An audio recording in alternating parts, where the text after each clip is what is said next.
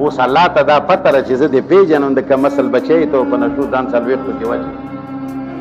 دا د الله علم دی دا تقدیر علم ځان ته شی دی هغه په تا باندې زبردستي نه کوي مړی اوس یاره بس الله به لیکلې وه ګاډي باندې سړی و یاره بس الله به لیکلې وه یاره جي بس تا الله به داسې خوښه ونه دا وایي خلک نه وایي دا ګوره د جبر یو عقیده ده چې په دې خبره پوه وي پخوا به دا خبره د پیرانو د تبلیغیانو په باره کې کوله خو موږ خو د تبلیغیانو ملګري وو او د پیرانو خلاف وو او اوس هم یو نو موږ به شولو وګوره هغوی ته جبر یوئ د پیرانو زر خبرې غلطې خو دا یوه خبره یې غلطه نه وه دا یې اوس هم ټیک ده مسلمانان د جبر په عقیده کې خلکو ورننه ایستي دي مړی اوس یاره بس الله به لیکلې وه ګاډي باندې سړی و یاره بس الله به لیکلې وه هلکه چې الله به لیکلې وه نو ستا لور که چا د لاسه ونیوله نو مړي بیا ولیکئ خو لیکلې وه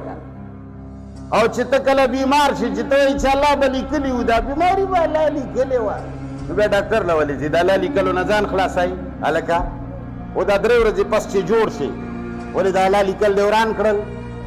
دا خبرې د جبر دي دا اسلام سره تعلق الله تعالی داسې څه خبرې لیکلي د تقدیر په نامه چې کم خلک څه شی یادوي چې تقدیر دی د ټولو خلکو په باره کې لیکلي دي دا به دلته مري دا به داسې مري دا به داسې مري دا به داسې مري دا تقدیر دی و هغې نه څوک وتلی نه شي دا قرآن سره تعلق ځکه که الله دا لیکلي وي چې ته به داسې مرې د دغه د لاسه به مرې په دغه ټایم به مرې په دغې ګولۍ به مرې په دغه ځای به مرې بیا چې الله تعالی معافي نیسي بد کوي که نه کوي هلکه دا خو الله لیکلي دي چې داسې به کېږي او زه مجبور یم چې تا مړ کړمه یاره الله داسې لیکلي وو چې تا به د کمره پلانیر غړی دا کما نه وی ورغړولی خو بیا خو زه کافر کېدمه په خبره پوهېږي یو دی د الله علم چې الله ته پته ده چې کېږي به څه دا شته یو دی تقدیر چې الله لیکلي دي چې داسې به کېږي دا سوچه دروغ دی الله علم شته د تقدیر په نامه چې مسلمان څه وایي دا سوچه دروغ وایي الله تعالی هیڅ چاته داسې نه دي لیکلي چې ته به خامخا دلته مرې او ورته پته ده چې دی به دلته مرې خو تاله یې داسې نه دي لیکلي تاله یې داسې لیکلي دي چې که د سړي بچي په شان ګرځې ناکاره کارونه نه کوي چرسونه نه څکې نشې نه کوي ایسونه نه کوي بېکاره خوراکونه نه کوي نو 200 کالو ته هم کېدای شي ستا ژوند ورسي